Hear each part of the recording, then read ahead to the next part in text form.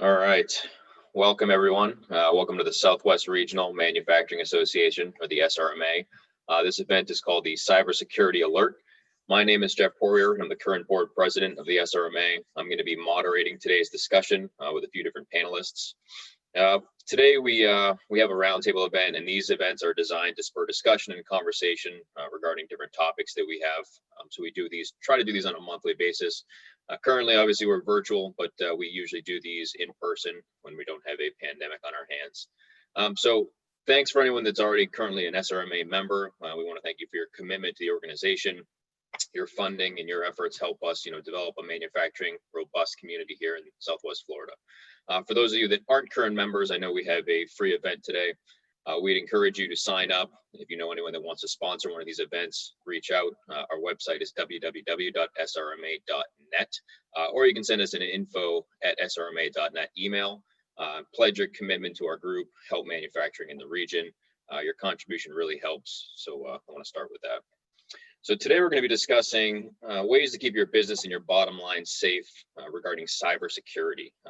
We've obviously moved towards a more digital economy. Everyone's working from home.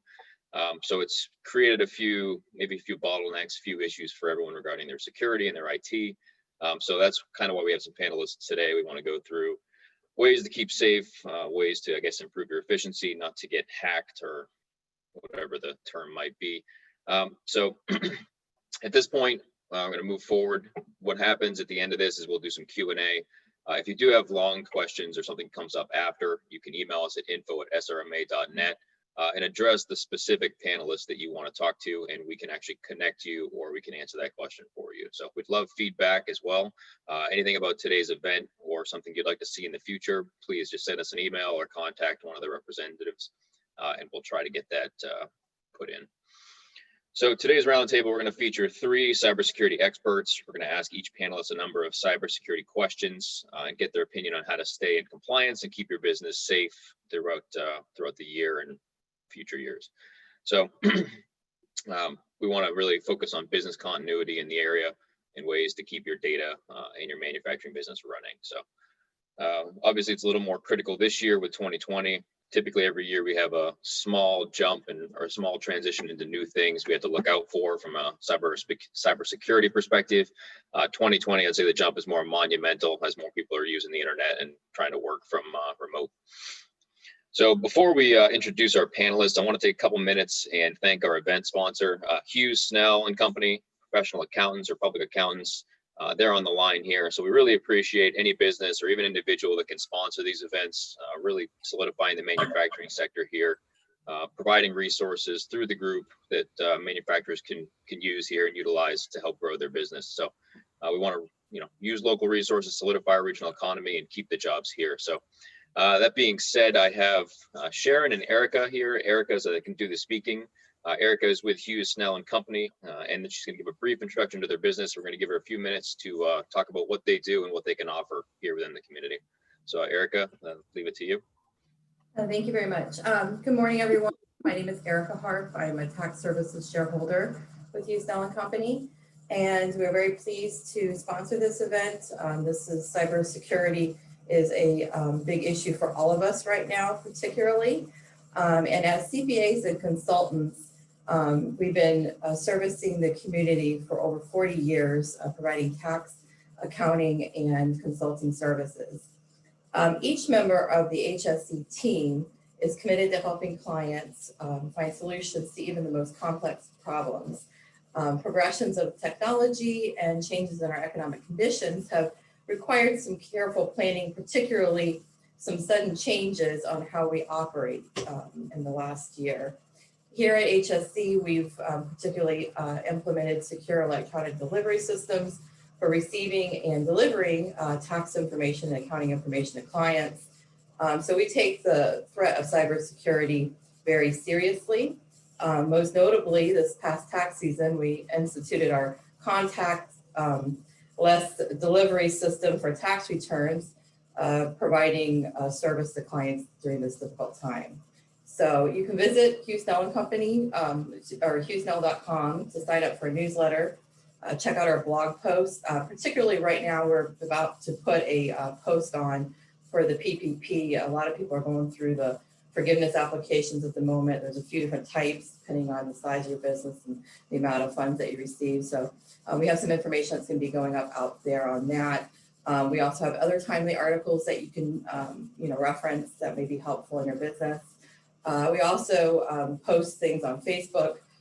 So you can like us on Facebook, follow us on Twitter or Instagram, and we try to keep everybody current with information and news.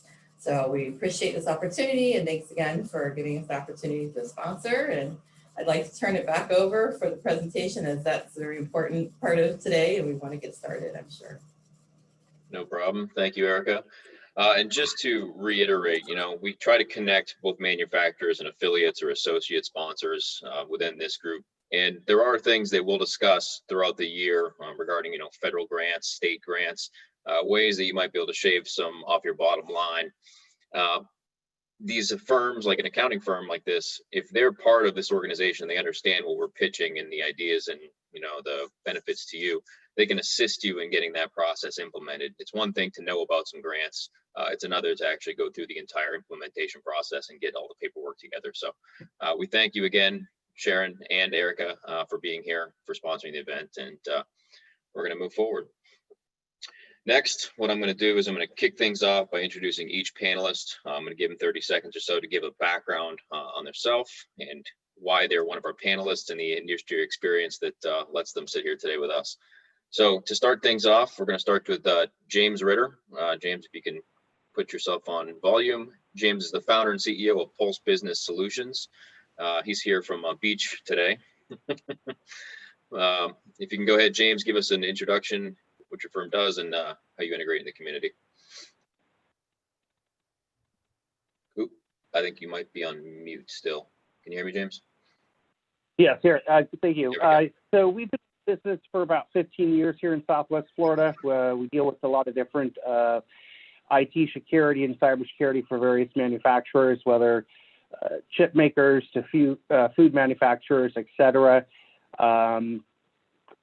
We have a heavy emphasis, not just with the cybersecurity aspect, but also with the communications aspect, as well as IoT or Internet of Things that run or help manufacturing facilities be able to run more efficiently and smoothly. So that's, in a nutshell, what we do. Thanks, James. Next, we're going to move over to Mark Farron. Mark is an IT specialist with the Florida Small Business Development Center associated with Florida Gulf Coast University. So, Mark. Yes. Hello, everyone. Yes, this is Mark Farron. I am the IT consultant at the Small Business Development Center at Florida Gulf Coast University. There's a good chance a lot of you people know me. I'm sorry that I'm kind of sitting in the dark. The visual is that great. I've been in information technology just about my whole life and have also been involved in cybersecurity for an extremely long time. The Small Business Development Center works with clients that are 500 employees or less. So I would say the vast majority of you people out there probably fit in that, and our service, there are no fees for our services. And in addition to that, I do run a small consulting firm that deals with companies larger than that. So I actually have manufacturing companies that are clients of mine with thousands of employees that are international. Thank you, Mark. And the last one we have for panelists is David Spire. David's the Chief Development Officer and a cybersecurity evangelist with NTech. Welcome, David. Hey, Jeff. Thanks for having us today. Yeah, I'm David Spire. I'm Chief Development Officer here at NTech. Based out of Southwest Florida, of course, with offices in both Fort Myers and up in the Sarasota Bradenton area. So we're just wrapping up our 22nd year of serving our great communities. And while we started specializing in business IT, obviously cybersecurity is the next logical step to include in our service to our communities. And so we're raving fans of making sure that we can spread the word to help provide support and protection for those that we serve. So that's what we do. Thank you, David. And I'll just note that I've had the pleasure of working with all three of these panelists in the private industry. So they're all great, good businesses and only good things to say. So at this point, what I'm going to do is I'm going to start asking some questions to our panelists. Some of them they have pre-submitted, some maybe not. So I'm not going to try to stump you guys too much, but we'll see what I can do. They may be a little out of order. So if you do have a secondary follow-up point and you want to comment and you're, I'm not acknowledging you, just raise your hand or point me out or something and I'll come back to you. So they're going to be kind of a little bit all over the place, but it'll be a little fun. So let's start with Mark.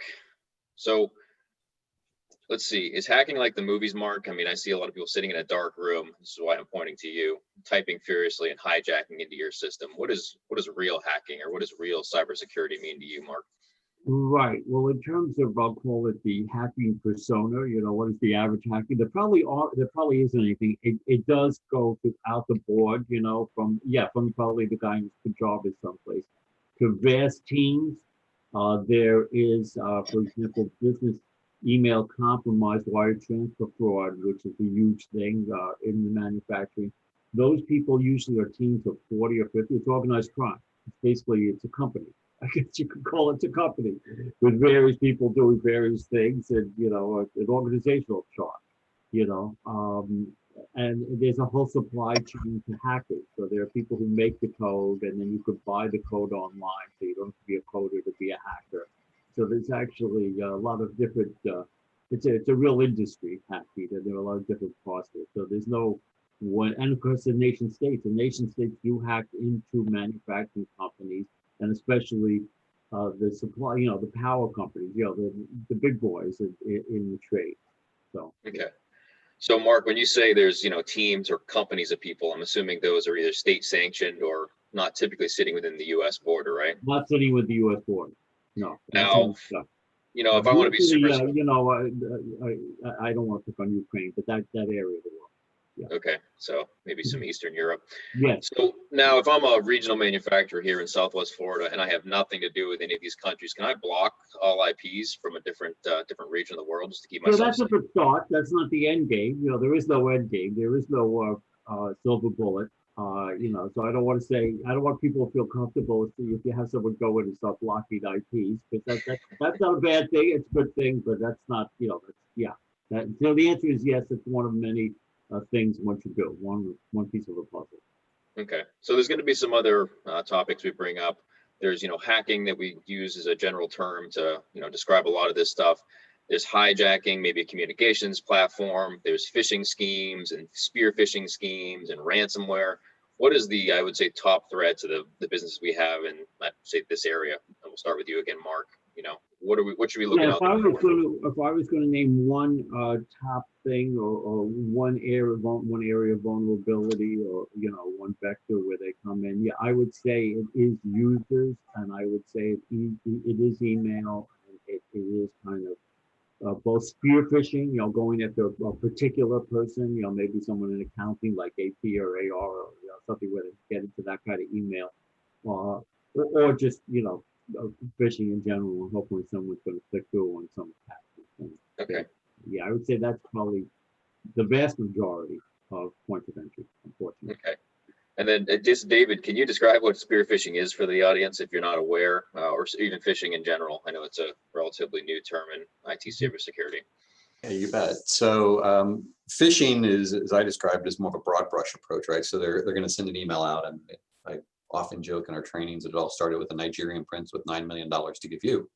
And so that's the email that we've all seen. That's probably the most classic example of a phishing attack where it's not highly targeted. It's just, they're just hoping to catch gullible people up in some sort of social engineering event, where spear phishing is very targeted. So they're usually going after a key stakeholder or a key position within an organization. As Mark just mentioned, you may get an email from what looks like your president or your CEO, if you're in the finance department, asking to send out a quick wire transfer to somebody to satisfy a vendor. And just one of many examples, but spear phishing is very targeted, usually to either infiltrate an organization or to capitalize on some kind of monetary gain. Okay. And then James, I'll pivot to you. So I actually had one of these come up a couple of weeks ago, and the people in my office didn't understand what this was. The email came from what it looked like a real person. It looked like a real email, but if you looked more closely, you could tell that it was a spoofed URL behind their name. Is that what spear phishing is, where they're trying to, take someone's identity and be a little more specific about who they're contacting? Well, in a way, it could be spear phishing if it's directed to like a key contact, like David mentioned, someone within the powers to do wire transfers. But in that case, if it was a spoofed email where they're trying to make it look like, let's say it's coming from you, but yet if you look closely at the from email address, it may have your jeff.poyer@xyz.com. The first level of defense or training for end users with email is to closely look at that from sender, if you will, to verify whether or not it's a legit email. Obviously, once you notice that and educate the end users, that's usually your top line of defense of a spoofed email, and not to click on anything or download any attachments. Okay. Typically when I approach, I guess, our employees at that point, they've already clicked on something. So the ones I see commonly are, it's a website disguised as a voicemail or maybe a PDF. I know they've clicked on it a lot. What happens at that point? Any idea what's going on? Nothing typically happens on the front end, right? No one's going to see anything on their screen. What's going on in the back end? You guys know? Well, in some cases, let's say you have a receptionist that clicked on that type of an email, open that attachment. Depending on what type of cybersecurity measures are in place on the endpoints, whether laptop, desktops, or servers, there's various software that could flag it and make a pop-up come up. There are a couple great products out there, but if you're working with a firm that's not using specific anti-cyber attack software, if you will, usually those types of things are going to start running in the background. And then the first thing that you'll probably notice is not right away, but maybe the second day you get funny extensions on your file. And basically those files then become encrypted, and then they're asking you for ransomware. And that's where then you have to make sure you have a pretty robust backup solution to make sure that that's not infected, so you can recover more swiftly. Okay.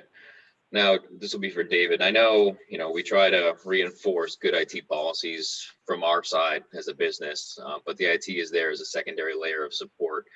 Should they just be forwarding these odd emails to you guys when they get them, David? What's the protocol for this kind of stuff?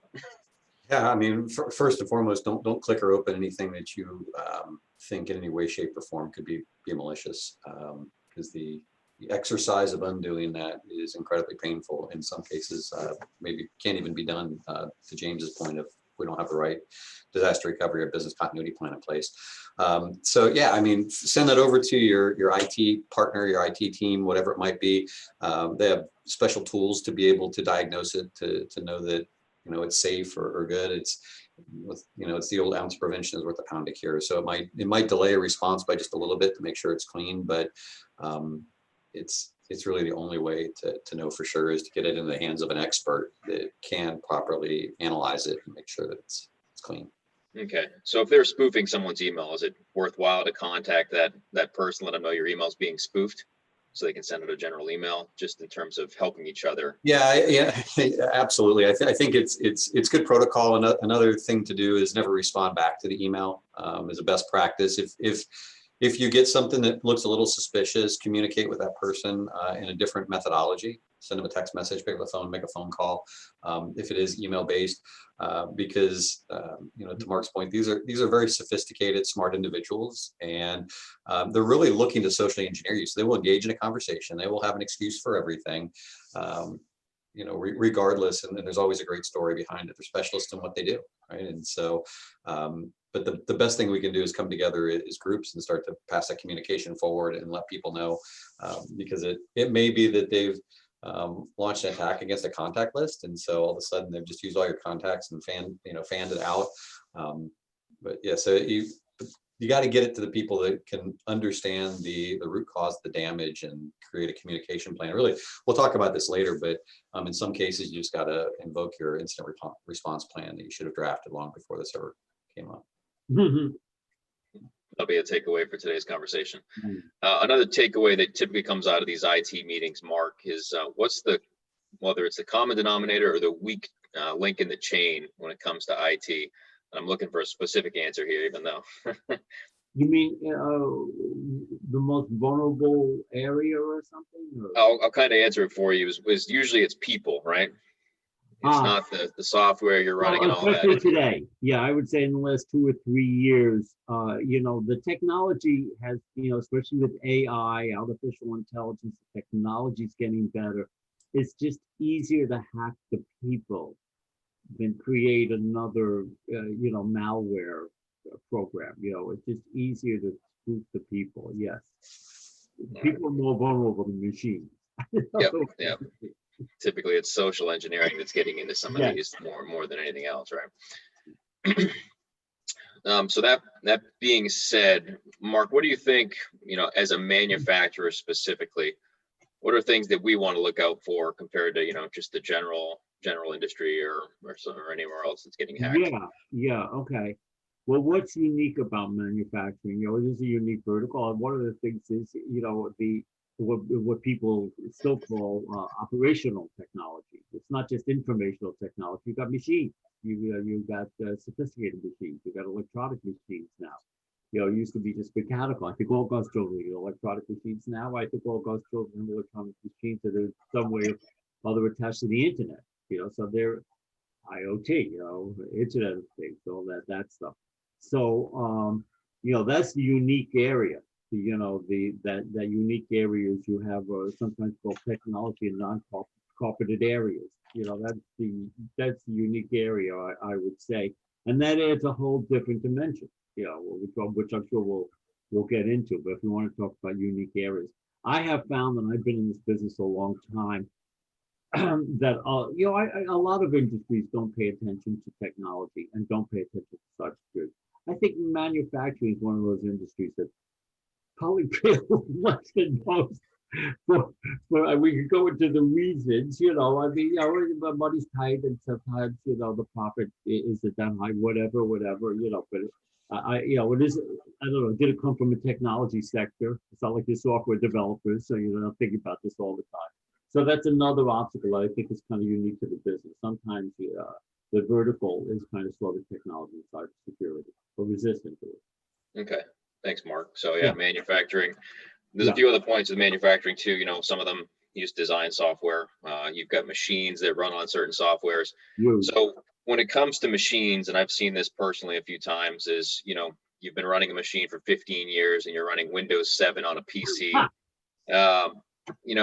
What do we do at that point? Because every manufacturer doesn't want to shut down operations, doesn't want to take the chance that if they upgrade their software, everything goes awry. What's the best course of action? You could say the good news is we call it the convergence of operational technology and IT. This convergence that's going on, and that's really great because you could take advantage of your IT people who were handling the office part of it, making sure everyone gets email and stays online and your bookkeeping system's working. Now could understand a little more about your operations, your operation technology, your machinery, because it is converging. The bad news is there's a dislocation. It's not converging entirely. There are differences, and there are differences, as you said, especially in legacy.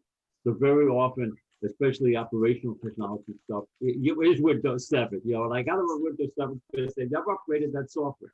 Very bad, not good. So you have to address that. There are ways around it in terms of, for example, virtual desktop. There are ways around of delivering that Windows 7 within a capsule that's more secure. There are ways around it, but it has to be addressed. You can't just leave a Windows 7 system operating on the internet that's not very good. So, and that's just one example. But so there are obstacles, unique obstacles that the manufacturing sector finds. Yeah. Okay.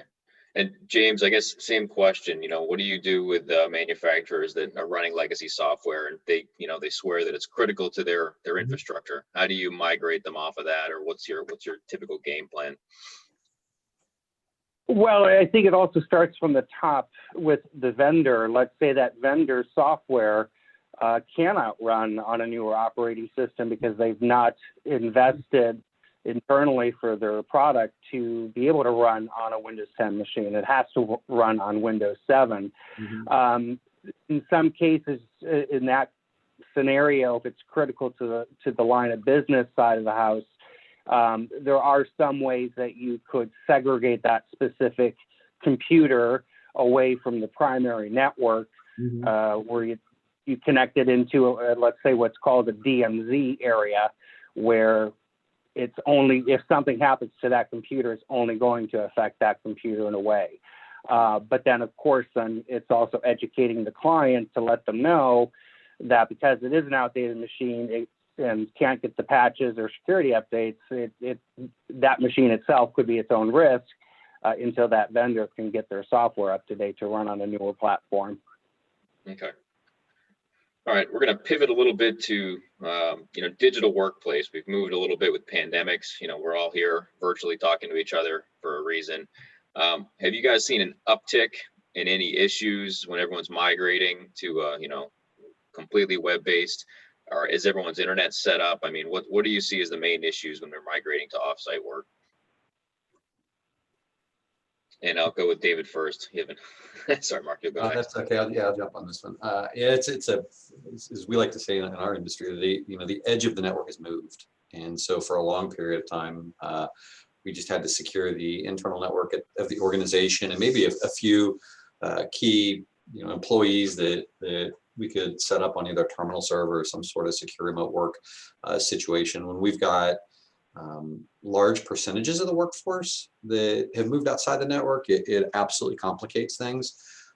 Couple of that with more targeted campaigns from a hacking perspective. The folks from Houston were talking about the PPP, early on as that became popular. There was a lot of phishing and spear phishing campaigns around that.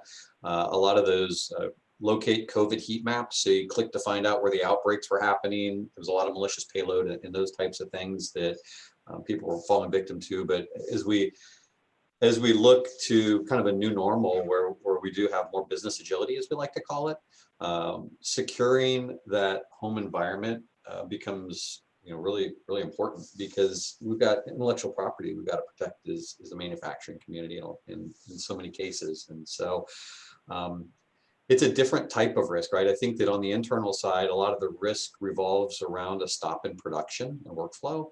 The external risk at home, because it is on a separate network, maybe more around data loss and data leakage and intellectual property that can be absolutely catastrophic for an organization. So there's a lot of steps that Mark and James can talk to as to how we suggest an organization go about securing that remote worker.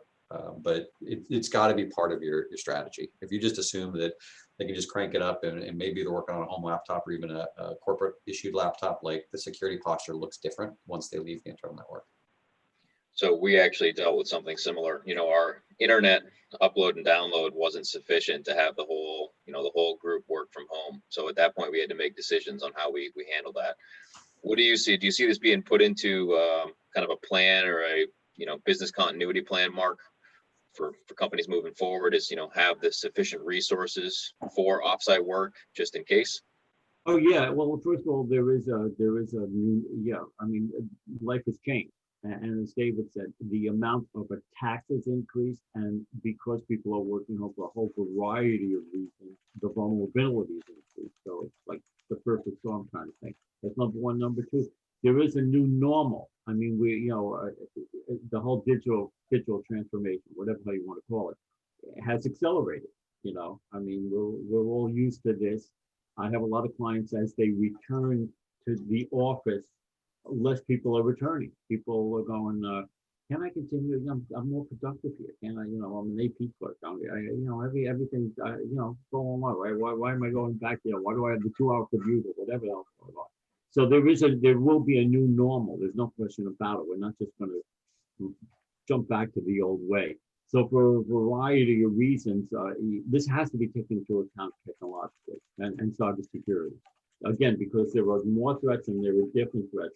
And again, that whole people and process and technology. People act differently at home. All of a sudden, your 8-year-old kid is working on the same laptop that you're doing the bookkeeper, the bookkeeper's doing the bookkeeping or whatever, or your teenagers going to the wrong websites on that laptop that you're doing the bookkeeping on. So all these different things, it just kind of exploded. They're not inside the quote firewall anymore, It's a whole different ballgame, and companies have to react to that technologically.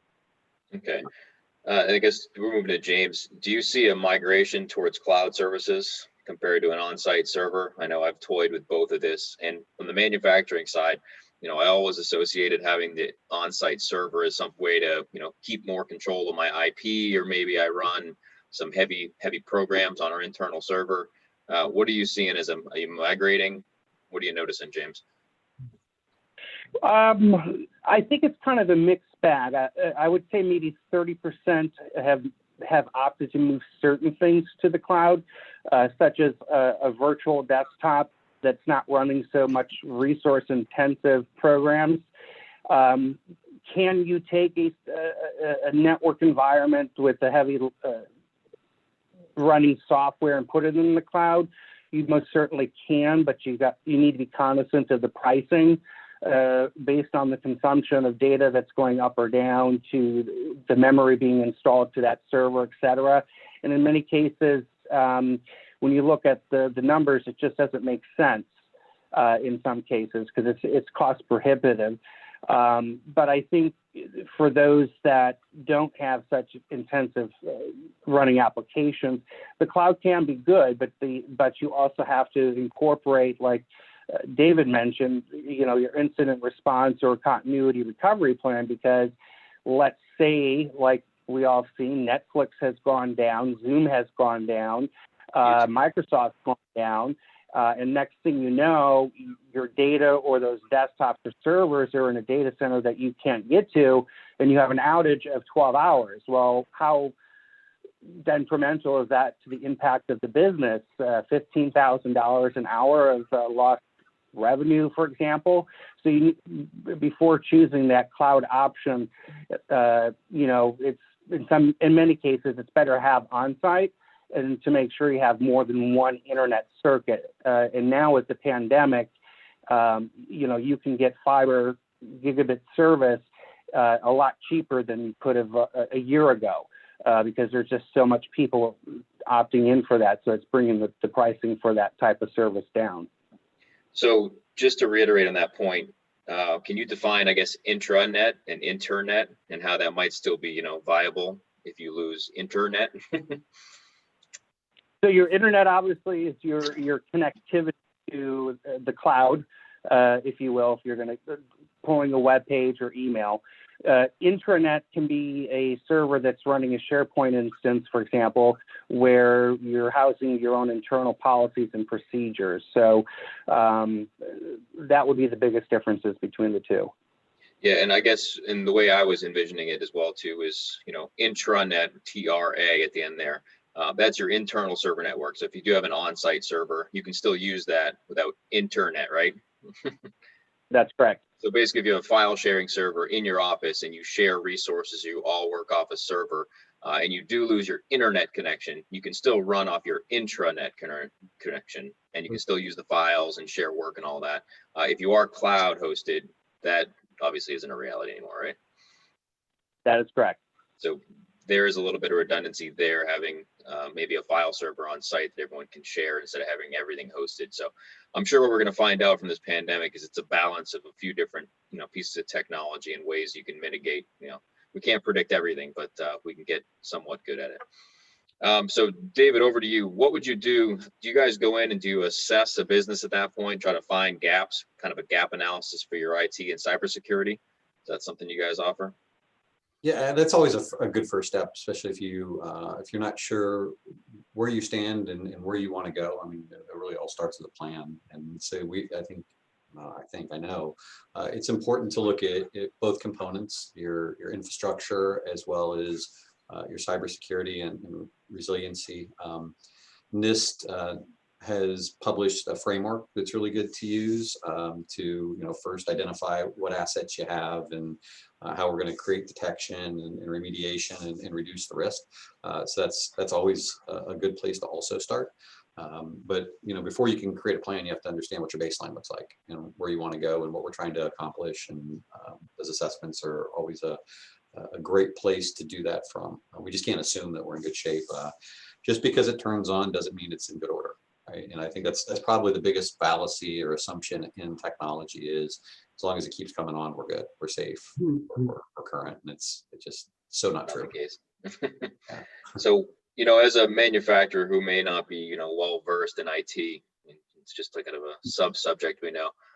What should we do to make sure that our IT firm is keeping us safe? How do we know? What's a good criteria? And David, I'll let you answer that one as well too. How do we know?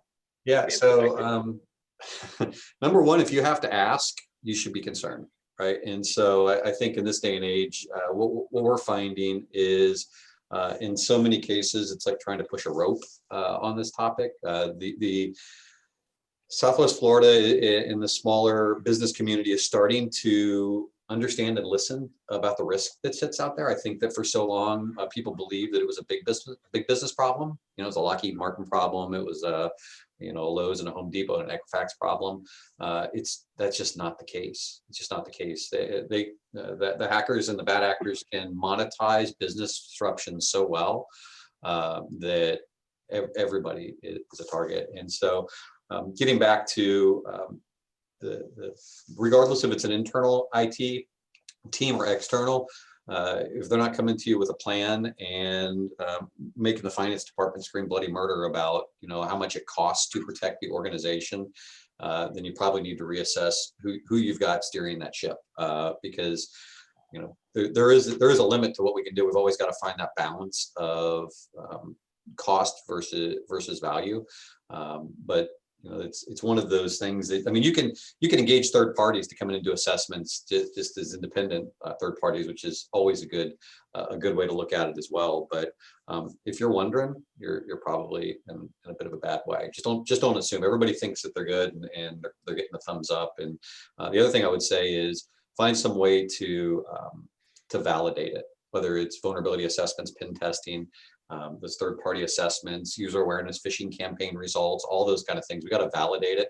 It just can't be, a wink from the IT department. No, we got this. Because again, when you find out that you weren't covered is after it's too late, right? And the horse is out of the barn, and the recovery and cleanup is just so incredibly expensive and disruptive to an organization that it's just not worth risking it. Okay, so we talked about how people are probably your weakest link in the chain. What can you do from an IT perspective to test the vulnerability of an organization?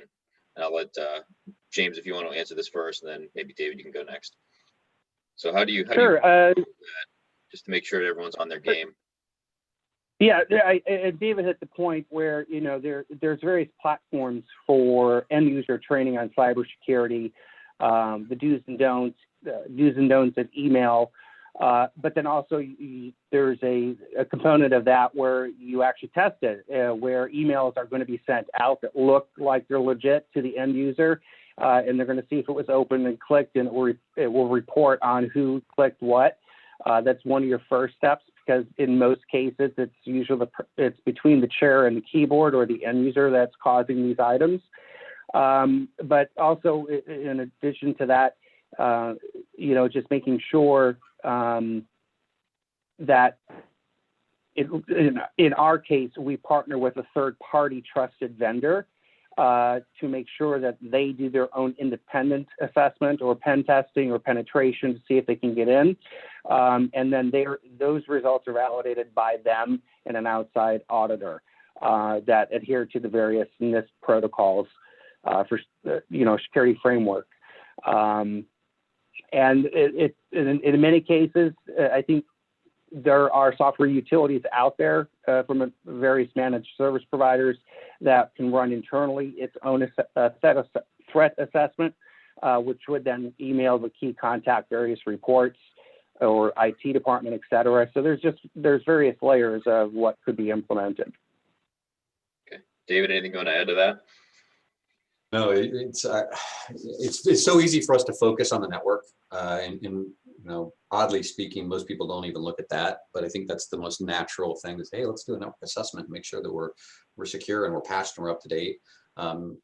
Most recent studies, about 95% of the cyber events happen because of human failure in some way, shape, or form. And so to James's point, just a politic for a second, don't just educate your people, test them and get results on that testing, because education is important and it needs to be ongoing and it needs to be pervasive, right? So it's not once a year thing. It's not once a quarter thing. It's not just getting, one of us in there at a staff meeting and saying, don't click bad links.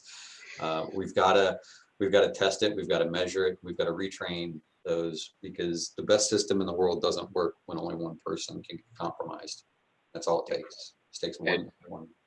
I'll agree with both of their points. I've had penetration testing done for a company, and I had one person that clicked the same vulnerable link 9 times. So it's a good thing to do. You'll find out who the weak points are, the people that aren't as versed in IT security, and then you can go, have a more detailed, in-depth conversation with them instead.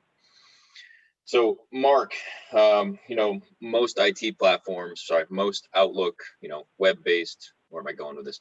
Most email platforms nowadays filter most spam, right? But how do these spoofed phishing emails still make it into your inbox? Why are they getting through, but a lot of spam really isn't? Yeah. First of all, yes, there is truth to that. There are most of the email vendors and have some spam filtering.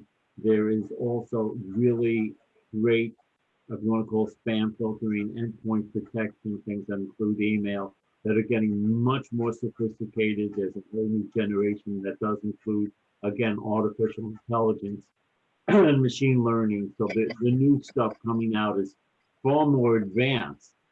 But you could have 15 layers of spam filtering, and this you will still get, unfortunately, you have to anticipate that on a regular basis, you will still get these phishing attacks. So you just have to assume that it will occur.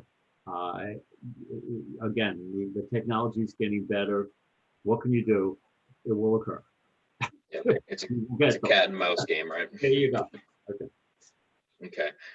So we talked briefly about, I think you mentioned the NIST, National Institute of Science and Technology, David, regarding some guidelines I think they issue. Is there anything for the manufacturing industry regarding security or cybersecurity regulations, kind of like you have HIPAA laws for the medical industry? Is there anything besides a set of guidelines that we follow? Yeah, so I mean, for a long period, especially if you have contracts with the DoD, DFARS was a big one that has come out, and there's regulations with that. They've reworked that into the CMMC, which is the newest standard that's coming out. I believe it's the tail end of 2026. It's going to be forced down upon everybody, but there's already pieces in place that. So if you're not familiar with that as a manufacturer, especially in working with the government, it's going to be an important thing to have in place. And so that's the Cybersecurity Maturity Model certification. 5 different levels that you can achieve. The belief system is most are going to just strive for like level 3, which is usually good enough, and each one stacks on top of each other. And so much like HIPAA for medical, there's definitely regulations coming down. We did a really good right before the pandemic over in Orlando, Florida Makes. If anybody's not familiar with that organization in the manufacturing space, definitely check them out. They did a great cybersecurity event over in Orlando that we went to that talked a lot about that. So they've got a lot of resources that can help, not just educate you on where our industry is going as it relates to that, but understanding where you fit in that whole ecosystem. And what you don't want to do is you don't want to work really hard for a contract and then try and understand how you're going to stay compliant and actually earn it. Because unlike a HIPAA, which is a bit of self-attestation until they come in and audit you, on the manufacturing space, like they'll actually pull the contract on the front end if you can't demonstrate the proficiency in it. And so, yeah, definitely make sure you're up to speed on the CMMC as it relates to your contracts and your technology posture. Thank you, David. Mm-hmm. Hey, James, so, we're concerned with intellectual property being stolen as manufacturers, and how to protect that. How do we even know if anything's been stolen? So we've been compromised, all of a sudden my information's out there somewhere. Do I have any indication it's been out there, or what do you see from an IT? Do you see a trail that someone's been inside, or what is the normal protocol? I would say if there's a sense that something has occurred or something suspicious on the network occurred, there are various professionals out there that will hunt down the who, what, how, and why, and then figure out the remediation of it from that point. I would advise any type of manufacturing facility that's dealing with sensitive intellectual property, obviously make sure you have the NIST framework and incident response plan and continuity, because if something did get leaked or infected on your network, and again, if backups are not running properly, it's going to be very, very difficult to get back up and running, particularly if you're being held for ransomware. But there, again, like I mentioned, there are third parties that literally will track down the hackers or what they did, and try to figure out where it originated and what then, based on their trace or steps they made, to figure out what was potentially looked at or lifted off the network. Okay. And then as it goes to, how to defend, even if they find out, let's say it went to some other country, what can you do as a business at that point? I mean, try to file a patent in that country, get ahead of it. I wouldn't even know what to do at that point. I would always advise to make sure that if you're dealing with that type of sensitive data, make sure you have at least a very good attorney, outside counsel. That would be your first line of defense, because they're going to be the one to properly advise you. I don't think from an IT owner or a technology provider standpoint, we should advise on that, except stating contact your attorney or your insurance carrier, particularly if there is a monetary loss to that property being stolen. Okay. All right, I'm going to shift a little bit. James, again with you, are there any vulnerabilities associated with my website? I mean, are people going to get me through my website? How connected is that to my, my file server, my infrastructure? Should those be independent, or what am I looking at there? I would highly suggest that anybody running a website not host it internal. Keep it with a reputable hosting company. I would make sure that if that website has specific login areas or sensitive areas that have permission based with a password, you need to make sure that through your hosting provider that they're offering a managed server with a managed firewall that could prevent any types of malicious activity or injection of code to the back end of a website. Okay. So do you typically integrate with your company's website, or website is, file transfer stuff? Are you dealing with that as well for your clients, or do they host that independently through a marketing firm? Depending on the type of file sharing that they're doing, that is usually done away from their public-facing website. If you're trying to transfer files in this day and age, there are reputable, secure file sharing services out there. Whether it's OneDrive or SharePoint or whatever it may be, it's just best to make sure that it's away from the network, but also secure from the provider's hosting system. Okay. I mentioned I would jump around a little bit, so this one's going to go back. No big deal. David, if someone's phishing you and you do a wire transfer to the wrong account, do you typically see help from maybe the bank that's doing the transfer? Do they get their money back? What normally happens at that point if you've been scammed and transferred money? Yeah, what normally happens is it's a really bad day. There is no client back that I've ever seen. And the banks, I believe, will tell you the same thing. Again, best practice is educate your people, have multiple layers of defense inside, make sure you have the right checks and balances. Typically, you'll see that there's a really time sensitivity of these things. And so sometimes they'll be relatively easy to catch, but the way that these bad actors can do social engineering and the way that we put our information out on social media, they can they can use all that against us, right? They collect all this information and they strike at just the right time, very purposefully and very timely. It's not accidental in how they do this. So wire transfers that are outbound are certainly one of the two, I believe, highest financial risks for an organization. You know, crypto, or I'm sorry, ransomware would be number one, I would say, and the phishing attacks number two, especially in the manufacturing space, just because of the amount of money that traverses an organization like ours. And so usually the exercise that I lead people through is think about the money that leaves your business on a frequent basis, whether it's for rent, suppliers, vendors, whatever it might be. You know, any one single payment that you make on a, you know, weekly, monthly, quarterly basis, that's the amount that's at risk, because that's the ones they're gonna prey on. They're gonna monitor email transactions back and forth to figure out who you pay and how much and what your invoices look like. Wire transfers is one of them. Another one that we've seen gaining momentum is they'll spoof legitimate looking invoices from legitimate vendors. Back to your question earlier, they'll change a domain name by one character and represent themselves from the accounts receivable department at one of your primary suppliers or vendors. And they'll either be an AP clerk, an AR clerk, and just say, hey, we've updated our you know, our wire information, or, you know, just send it to this account instead, you know, through a different method, a different credit card. And especially the wire, it's once it clears, it's gone. Usually it's going overseas, and there's just no getting it back. And so having that familiarity and awareness and the right checks and balances internally is really the key attribute to protecting against that. Yep, and I've heard with that, I'll go to you, Mark, one sec. I've heard that you should basically pick up the phone and call them to make sure it's the right person at that point, especially if it's a large wire transfer. Go ahead, Mark. Yeah, no, well, yeah, we're just talking about after the fact, after you've been screwed. In other words, you were a victim of wire transfer fraud, which basically you got an invoice from that told you to wire transfer it to the hacker's account instead of your vendor's account. And you did do that. And then you did realize that. I've dealt with a lot of these. Yes, they are very costly. 9 times out of 10, you will not get your money back. But I have had clients that have got some of their money back because the people were more amateur. It's usually within a very short period of time.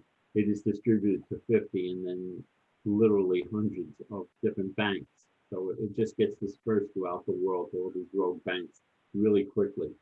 And that's when you get screwed if it's a really good hacking organization. But sometimes they're not. And sometimes they hold on to their money at that bank, or they don't distribute it that quickly to other banks. And you can get some of it back. So you got to call up your bank immediately. You got to call up the FBI immediately. And you got to call up the Federal Reserve immediately. You call those 3 numbers immediately as soon as you realize you've been screwed, and you might be able to get some of it back. Usually not, but you know, what the hell? Give it a shot. So I think the overarching message there is don't do it in the first place. Yeah. It's really hard to get it back. Yeah. Don't do it in the first place. Right. All right. Take your time. And the concept is out of band. And what does out of band mean? You pick up, you don't do a technology, you pick up the phone and you call the vendor and go, I'm just checking, is this your wire transfer number? You know, you call up Matilda and you know her voice, and that's how you really know. And then you feel more confident. No, that's a good point. So, Mark, what do you see as the future? You know, we hear about, you know, we're in the information era, but we have fake news and deep fakes, and, you know, you hear everything nowadays. Where do you see deep fakes, and kind of give us a background on what deep fakes are? How do you see that playing into the phishing schemes? Oh my goodness. Yeah, I haven't. We're in trouble coming up, I think. You know, the classic deep fake is really when someone's so sophisticated that they could change video and audio.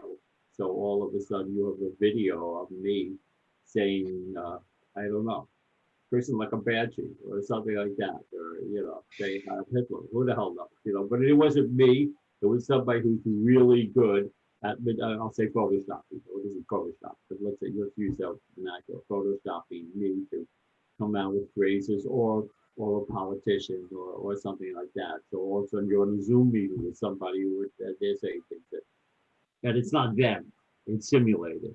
But that's, I gotta say, that's bleeding edge, and I really haven't seen too much of that. Yeah, Right. He's like reading about it. All right, sort of same question, James, moving down to you. Now, in the IT, you know, infrastructure world, Are you guys getting trained on this stuff to get ahead of it? Because I can imagine, 5-10 years from now, you're going to get that phished email, and then you're going to make a fake call to some robot, and then you're still going to transfer. What do you see as the industry? Are they starting to train? Are you starting to see webinars in terms of how to, detect them, to prevent them? What's the next step for everyone? From the deep state standpoint, where you have the manipulated video or audio, we're not really seeing that coming across that much at this point. I think, though, depending on how it progresses with more artificial intelligence and that robot, if you will, I'm sure within the next years there'll be a ramp up for that type of training and awareness. But again, I'm not seeing it from our perspective through our client base that would impact them. Okay. David, anything you want to comment? You guys see anything coming forward? We got a little time to be okay. Yeah, to agree with what these guys said. I think that a lot of these things are cyclical as well. And so understanding that it's always a game of cat and mouse. And so this is we try and be proactive. We're only proactively reactive to the threats that are out there in so many ways. And I mean, it's not really material to the deep fake thing, but we're coming to the holiday season, and without a doubt, we're going to see the gift card scam start to repopulate again towards the end of the year here. It just happens every year around this time, and start warning your staff now about it, because they're going to start getting emails from leadership about end of year bonuses and things like that, and go buy $1,500 in iTunes gift cards. And again, it's a lot like Mark and I were talking about with the wire transfers. It's just a different way of sending funds that it's nearly impossible to get back once you release those serial numbers. And so educate. Yep. Education programs will stay as current as can be to help people identify what's moving out there currently as it relates to upticks in the threat vectors. Okay. All right, now just jumping back to remote connections, COVID, how are we operating from home? What are some of the different methods? I guess, Mark, you got VPN, you get remote desktop connection. Are they all secure? Do they do the same thing? What do you recommend, or what are you seeing? How are they operating from home at this point? Are they using their own desktop and resources? Right. I have to say here, every company is unique, and it really depends on what they're accessing. Some companies are very cloud-based. They're a lot of their what the user is interacting with is SaaS programs, software. I use Google, Gmail, or it could be Salesforce, or any program that's delivered, that's not on a server there, or not even infrastructure that's not on one of your servers in the cloud, but it's actually delivered by the vendor. Salesforce, Microsoft Dynamics, it's a perfect. QuickBooks Online is a perfect example. So there, you're accessing it through HTTP, so you're accessing through a secure site. It's encrypted on coming and going. So that's a whole different thing than dialing in to an application on a server, at the office. You're remote and you're dialing in. That's a whole different thing, which requires a whole different level of technology. Let's say it could be a VPN, it could be other technologies, but you're running into a whole different scenario. So it really, I gotta say, every company is different in terms of how you set up the remote worker. I just would put that way, depending on what they're accessing. So who's accessing what, that kind of thing. Okay. Along the same vein, is there any additional security risk having everyone's mobile phone connected to your network? I mean, everyone's got different phones. They're probably not running a security package from you. What's the security issue there? Yeah, an endpoint is an endpoint. A phone is just a computer that's a hell of a lot smaller that can make phone calls, in a way, and the same with the tablets right in between. So the endpoint, they're all vulnerable, and it is true. People, all of a sudden, it's that very often, some companies will buy a lot of I deal with manufacturing companies that buy everyone their own phone, so it's the company's phone, so they have more, but there are ways, but most people don't, so all of a sudden it's their personal phone, right? And very often there is all of a sudden intellectual property that could be downloaded to that phone. And yet, and it's, right, and yet you're treating it in a very insecure way. And there are ways to handle it. And mobile management, mobile device management is a big thing, and something that if your company is, and most companies, a lot of, not all, but a lot of companies are, they have a service force or whatever, and it's something to be taken seriously. And mobile device management is a very important piece to be taken seriously. And there are solutions. There are solutions out there that one can implement, really great solutions. Okay. David, what do you usually recommend for a policy regarding mobile phones on, your client's server side? Yeah, it's a great question. It starts with the word policy. So, it's policy and plan.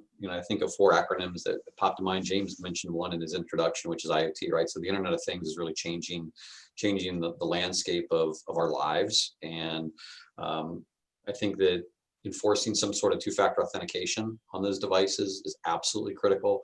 To Mark's point, having an MDM or mobile device management plan in place, whether it's corporately issued assets or a BYOD type of plan in place, and you've got to get something rolling with DLP or data loss prevention. So you can connect a couple of those together. Your DLP can be rolled out through your MDM, to drop a few acronyms from our industry, but you got to manage those devices. You want to make sure that you containerize the compute on them so that when you, frankly speaking, we should be able to disconnect our data as an organization from terminated employees when they leave, making sure that we secure the email communication. If we're using something like Office 365 and you're using OneDrive, SharePoint Online, Teams, these are all wonderful tools to be able to make us more agile, but we have to protect that data. And these are computers. These are absolutely computers. And so it's just a different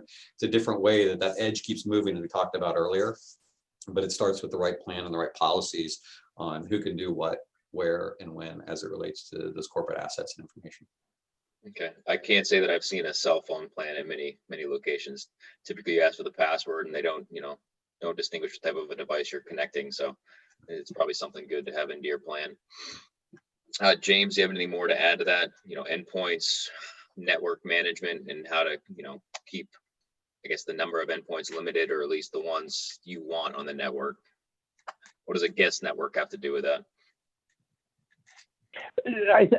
I think what David brought up, as well as Mark, it's all a matter of the endpoint management and the policies that are assigned through that software of who can access what, where, and why, and if something is accessed, that it can track or make logs to prevent any type of loss, or at least that you can trace it back. But I agree with them. Mobile device management is very, very highly recommended. Many companies do not use it, but the pricing back in the day was very high. Nowadays, it's come down so low that it can be factored into an organization's budget without costing an arm and a leg. Is that kind of what a guest network does when you go to someone's business and they have 2 Wi-Fi? And is that limiting or keeping those endpoints secure? If someone's running a guest network and then their main internet?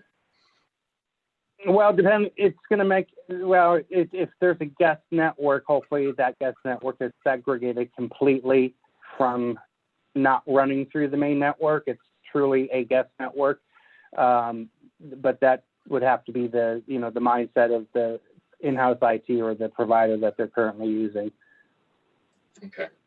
It's more things like that David was mentioned, that if someone leaves, you could wipe out their data right away.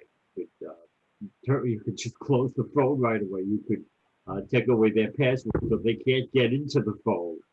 It's more of that kind of remote management on a policy level, I'll say, of their devices. Okay. Now we've talked a lot about vulnerabilities, how our network can go down, how our operations can stop. In regards to business continuity, what are you seeing for backup? Are you guys seeing everyone do a cloud backup? Is it on site? What does the vulnerability of just normal networks look like, or at least file servers and all that? Let's start with, I guess, David, you can go first. What we're seeing is a lot of assumptions. And so again, it's making sure that we're absolutely confident that the data protection, I mean, again, it starts with a plan, right? So we have to understand the difference, really the four things, the four cornerstones that we look at for partners that we work with is, number one, what's your recovery time objective? How fast you want to be back up? Number two, what's your recovery point objective? How much data are we willing to rebuild? Number three, is a disaster recovery plan adequate, or do we truly need business continuity? And there's a difference in the two. They're starting to converge a little bit.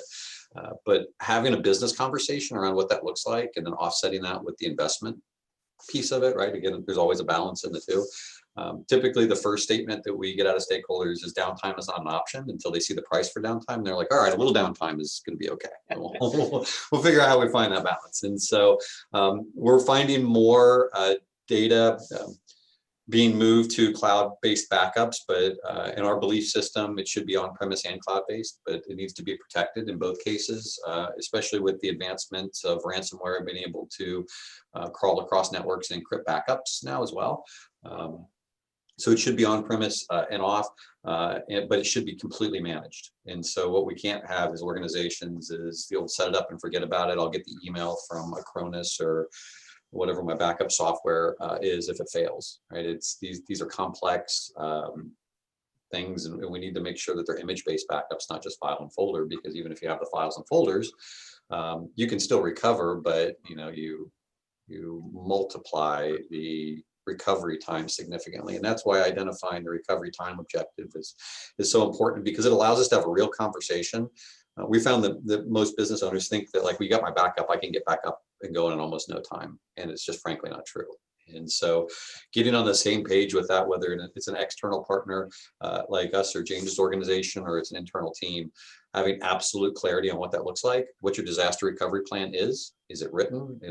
It connects up with your incident response plan, and all this is part of the NIST framework. Backup is actually part of your security posture now. They've moved it where it's a component of it. So that's long answer to the question. Yes, on-prem and off, we're seeing more and more, but to do it right doesn't happen by accident. It's always a plan, a conversation, and making sure that there's clarity on who does what when and how it's functioning and how we're accountable to make sure that it's an ongoing piece of our business. Okay, so if I'm shopping for an IT firm and I'm very non-IT savvy, I have to make decisions in terms of what I want for my network and the questions I want to hear from you. But I also need to have an understanding of what my goals are. How do we merge the two? If I'm very new to this industry, where do I start?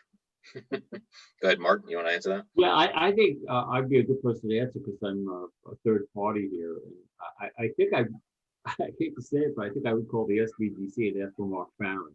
That's kind of where I was going. Yeah, because I do work with, I have to say, I work with clients 500, and I do this very often. I don't think a month goes by where I don't work with a company where, first of all, we vet that, and these two people are certainly very well vetted, and they're phenomenal companies.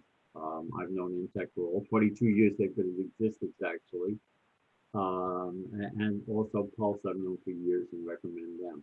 So, but we have a list of vetted vendors, and we actually go through the interview process, if you'd like, with you. Much easier on Zoom now, so we'll go through 3 or 4 vendors and interview them. The end user, you guys, the company, obviously makes a decision, but we help put the questions together and things like that.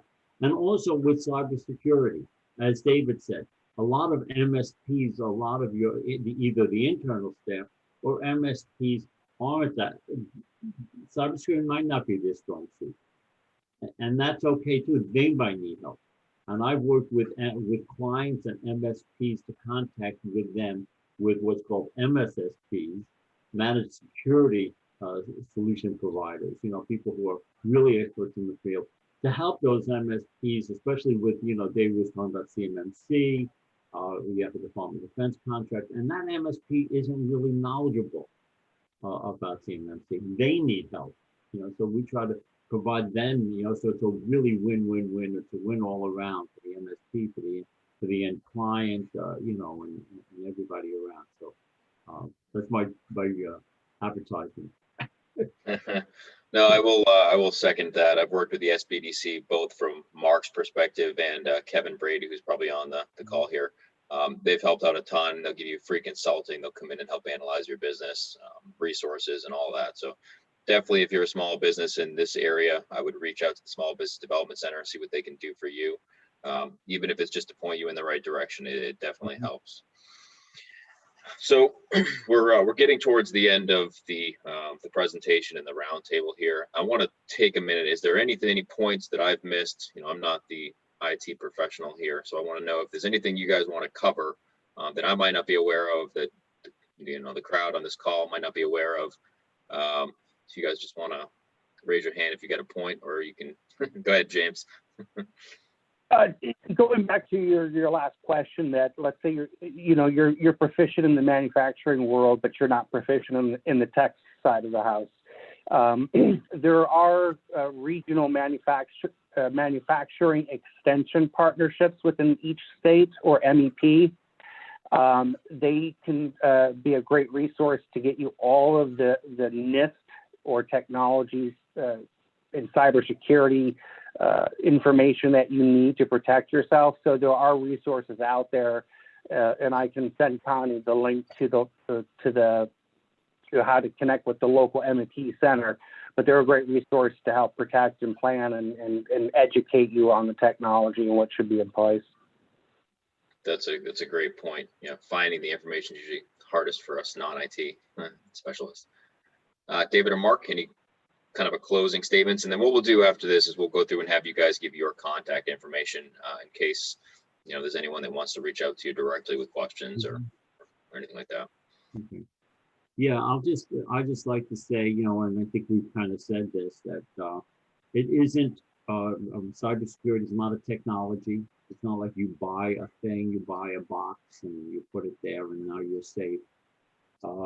It's about a commitment. It's about planning. It's about planning again. It's about discussion. It's about relating to your MSP and making sure your internal staff or your IT support do know these things, and then kind of working with them around it. It's a team sport. It involves your entire employee staff. It involves your vendors, it involves your partners, it involves your partners, things they stick to, the boxes they stick in there. And it's a journey, it's an ongoing process. It's really important. Everyone here listening to this has fire insurance. Fortunately, there's a damn good chance you could have a business for 40 years and not have a fire, Lord willing. You will get burnt by cybersecurity. I'll bet on it. You won't get burnt by cybersecurity. So, so if you got fire insurance, where you're spending time and money on that, you gotta spend time and money on this. I don't want to be scary. It's not that scary. Everything's fine. But use the paper. Thank you, Mark. David, any last remarks you want to make? Points that I missed? Anything you want to educate us on? Well, to reinforce what Mark said, I was a little surprised we didn't talk about cybersecurity insurance, but that's something that everybody needs to make sure that they've got a plan around, have it in place, and check it off and make sure that right now there's a high likelihood that it pays out because they don't want to discourage people from taking the policies out. I personally believe that over time they're going to require a higher degree of compliance before they'll start to issue those policies because you have to do your part, right? If you want to be covered, you have to at least make best effort. But my closing thoughts are really three things. Number one, harden your systems. Number two, educate your people. And number three, vigilantly test both. Yep, I like all that. I agree with everything these guys have said so far. I've gone through some of it. I have a somewhat of a IT knowledge, but not like these guys. So that concludes our pre-submitted questions. We're going to begin our wrap up and close up. If any of the audience members have a question they want to add, there's a Q&A box at the bottom of the Zoom meeting window. You can fill in a question there and I'll see it pop up and I'll ask that question. At this point, if you guys can give your contact information again, I'll start with James Ritter. He's the CEO and founder of Pulse Business Solutions. James, how do we reach you if anyone has a question? Sure. Our local phone number is 239-676-6679. And my direct email is james@pulse.tech, TECH. Okay, or you can reach out to the info@srma.net email and we will connect you with these guys. David? Yeah, again, David Spire with Intech. You can reach me directly at David@intech, ENTECHUS.com, or you can always call us. Our number, our localized number here in Bradenton, 941-721-6423, or just hit us on our website, intechus.com. Thank you, David. And Mark with the SBDC, you can either contact the SBDC or how do we get a hold of you, Mark? Yeah, I think the easiest way is my email, which is mfarron. My last name is Farron. F as in Frank, so it's mfarron@fgcu.edu. All right, thank you, Mark. Thank you all. And I want to end by thanking Hughes, Snell and Company for their sponsorship of this event. You know, we're really grateful you could do this for us. We hope you got something out of this as well. I think you've been listening to the call. The goal here is information sharing. The Manufacturing Association, we want to connect manufacturers with local resources. We want to create networks of manufacturers to share resources. Anything we can do to really support the manufacturing industry here in Southwest Florida. So join us if you can, srma.net. You'll be able to sign up, or you can sponsor an event. You can email us at info@srma.net, or you can reach out to any of the board members or anyone you've seen in these. Again, my name is Jeff Poirier. If you have any questions, reach out to us. But or if you have topics you'd like us to see in the future, please send us an email. Again, thanks to our panelists. Thanks to Hughes, Snell and Company. Thank you, everyone, and have a good day. See you all. Thank you.